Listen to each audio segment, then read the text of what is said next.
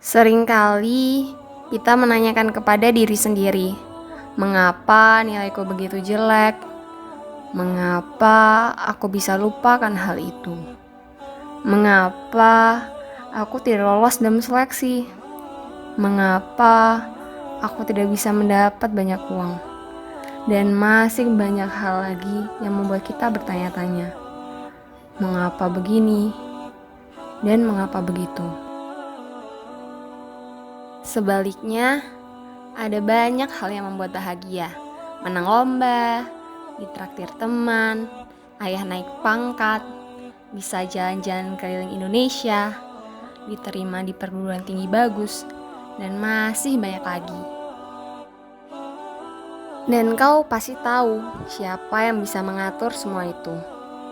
Ya, tidak lain, tidak bukan, semua atas kehendak Allah Subhanahu wa Ta'ala.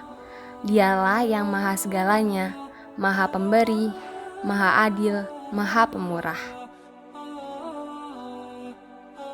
Allah lah yang mendatangkan rizki untuk kita.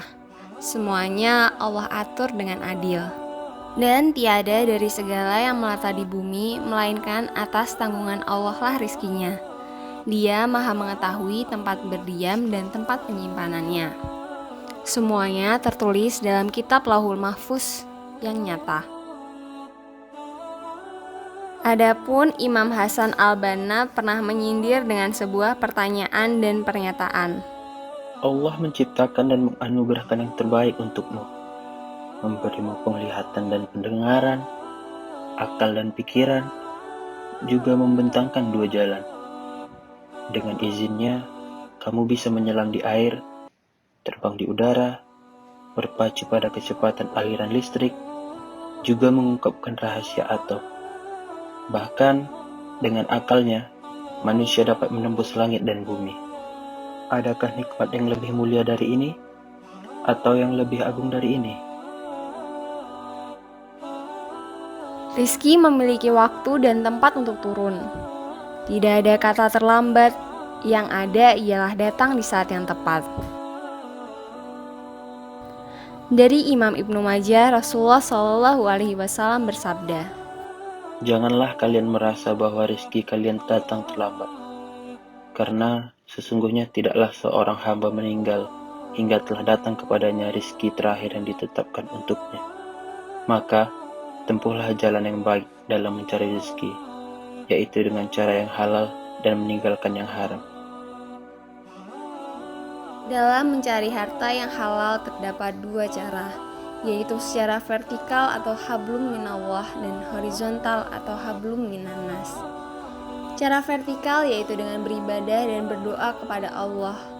Percaya bahwa Allah adalah sumber rizki, maka Allah akan mengabulkan permohonannya lewat doa tersebut. Dan cara horizontal dengan berhubungan baik kepada sesama manusia, seperti silaturahim yang membuat keakraban satu dengan yang lain dan saling berkaitan. Ukuran sukses dan kaya bukan ditetapkan dari luar, melainkan dari dalam diri sendiri. Jangan membandingkan isi kantong kita dengan isi kantong orang lain yang lebih di atas. Semuanya harus disyukuri.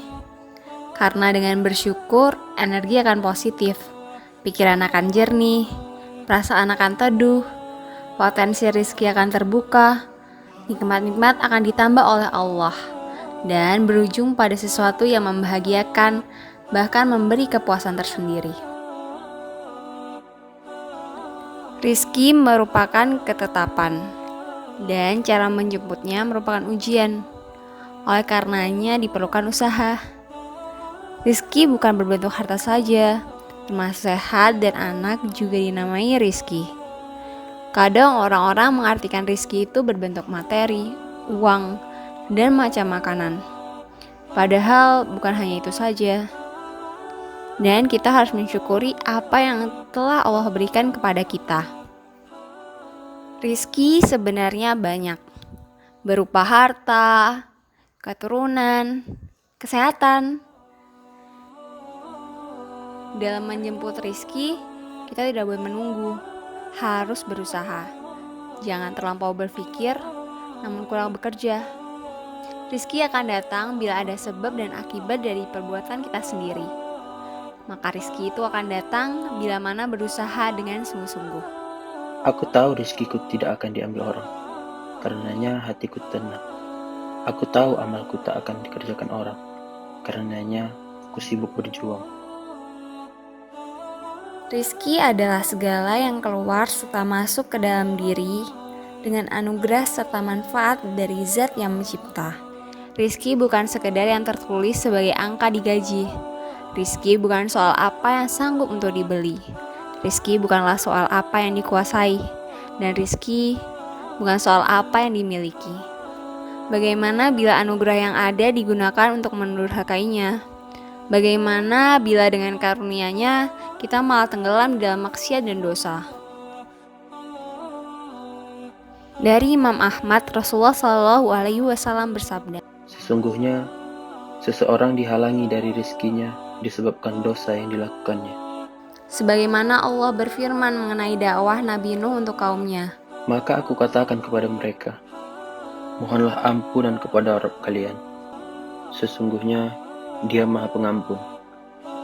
Niscaya Dia akan mengirimkan hujan kepada kalian dengan lebat, dan membanyakkan harta dan anak-anak kalian, dan mengadakan untuk kalian kebun-kebun, dan mengadakan di dalamnya sungai-sungai.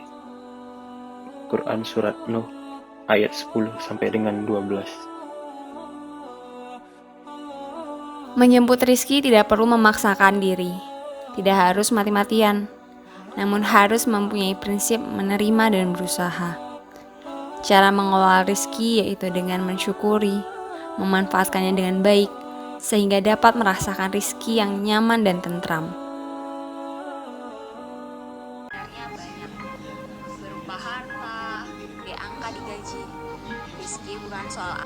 Setelah menonton dan menyimak materi yang ada dalam video ini, yaitu pandangan Islam tentang rezeki, saya paham bahwa konsep rezeki itu sangat luas dan kita itu harus selalu bersyukur atas rezeki yang sudah diberikan oleh Allah Subhanahu wa taala. Materi yang diberikan oleh kelompok KKN ini sangat jelas, walaupun durasi video sangat singkat tapi materi sangat padat dan jelas. Terima kasih.